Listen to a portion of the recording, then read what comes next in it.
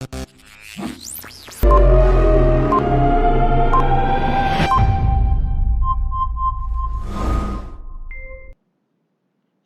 datang di channel YouTube saya, Gimun.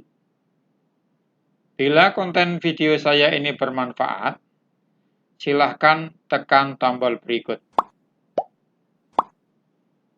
agar mendapatkan informasi-informasi berikutnya. Oke? Next.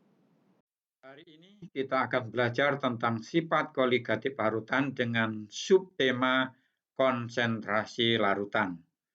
Sebagai pengantar dari saya mengajukan pertanyaan reflektif saja seperti biasa.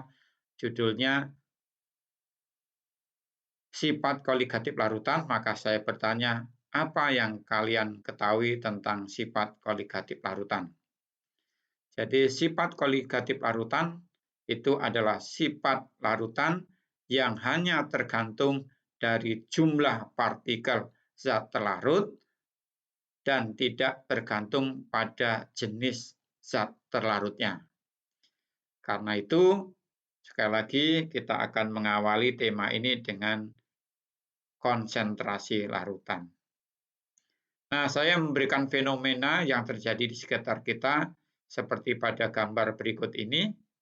Yang pertama, kita punya gelas, kita beri nama gelas A, kemudian kita isi air 90 gram, di dalam air itu kita tambahkan gula sebanyak 10 gram, kemudian kita aduk sampai semua gula larut, jadilah larutan gula. Nah, kita juga punya gelas, kita namakan gelas kedua itu gelas B, kita isi dengan air yang sama 90 gram, kita tambahkan gula dengan massa yang lebih banyak yakni 20 gram. Maka dari fenomena ini saya mengajukan pertanyaan yang kedua, sederhana. Yang pertama, larutan di gelas mana yang lebih manis dan jelaskan. Tentu kita bisa jawab dengan mudah bahwa yang lebih manis adalah larutan di gelas B. Kenapa lebih manis? Karena jumlah gula yang dilarutkan lebih banyak, sedangkan massa atau volume pelarutnya sama. B. Larutan di gelas mana yang lebih pekat? Jelaskan.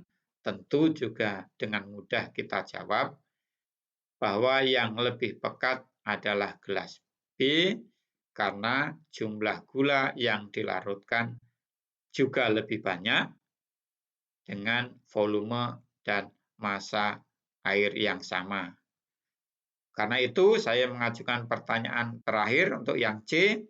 Untuk pelarut dengan volume atau massa yang sama, kepekatan tergantung dari apa? Maka sangat jelas tergantung dari jumlah partikel zat yang dilarutkan. Nah, catatan dari saya bahwa kepekatan atau kadar dalam kimia itu sering disebut sebagai konsentrasi atau konsentrasi larutan. Oke, next. Nah, tentang konsentrasi larutan, kepekatan suatu larutan dalam kimia lebih dikenal dengan istilah kadar atau konsentrasi. Kadar atau konsentrasi larutan dapat dinyatakan dalam beberapa istilah. Beberapa di antaranya sudah kalian kenal, misalnya yang A tentang persen. Yang kedua, bagian per juta atau BPJ, atau yang lebih populer dengan istilah part per million atau ppm. Yang C, molaritas yang dilambangkan dengan huruf M besar. Kemudian molalitas yang dilambangkan dengan M kecil. Kemudian fraksi mol yang dilambangkan dengan X. Nah, untuk menghitung kadar atau konsentrasi larutan seperti di atas, kita dapat menggunakan rumusan yang pertama untuk persen. Misalnya, persen zat X, maka dihitung dari massa zat X dibagi massa total komponen dikali 100%. Kalau persennya dalam bentuk volume, ya volume zat X dibagi volume total dikali 100%. Untuk ppm zat X, rumusnya hampir sama. Massa zat X dibagi massa total komponen dikali 1 juta atau 10 pangkat 6 ppm. Kalau ppm-nya dalam bentuk volume, ya volume zat X dibagi volume total dikali 10 pangkat 6 ppm. Kemudian molaritas yang dilambangkan M pakai huruf besar bisa dirumuskan adalah N jumlah mol zat terlarut dibagi volume larutan. Ingat, volume larutan dalam satuan mililiter. Kalau rumusan ini dijabarkan, maka kita perlu rumusan bahwa molaritas sama dengan GT, massa zat terlarut, dibagi MR, zat terlarut, dikali faktor konversinya 1000 ml per liter dibagi volume larutan tapi dalam satuan mililiter. Yang D, molalitas yang diberi lambang huruf M kecil, itu rumusnya mirip. M sama dengan jumlah mol zat terlarut dibagi massa pelarut dalam satuan kilogram. Atau boleh ditulis, dijabarkan, sama dengan GT, massa zat terlarut, dibagi MR dikali 1000 gram per kilogram dibagi massa pelarut tapi dalam satuan gram.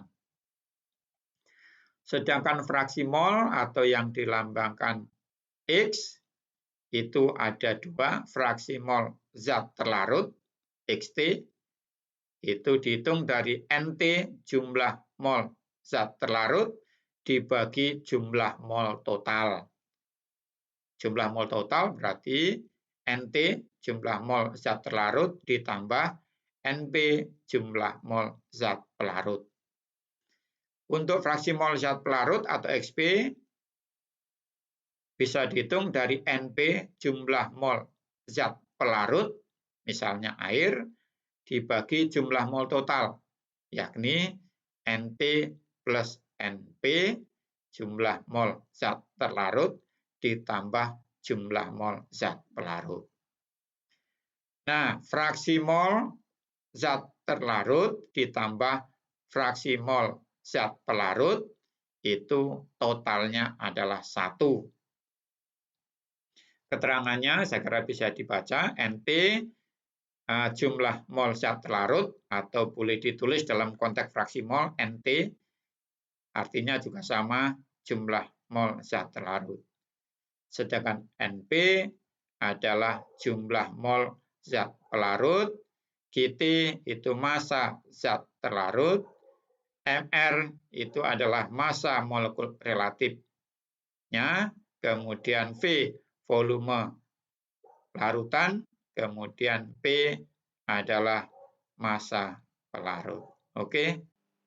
Belajar kimia itu ibarat membuat kue lapis. Kalian tahu kue lapis? Berarti kita harus mampu merakit berbagai kajian ilmu yang telah dipelajari dan menyusunnya menjadi suatu konsep yang tanda kutip enak dan menarik dan pada waktunya dapat diaplikasikan dalam kehidupan. Oke, setuju?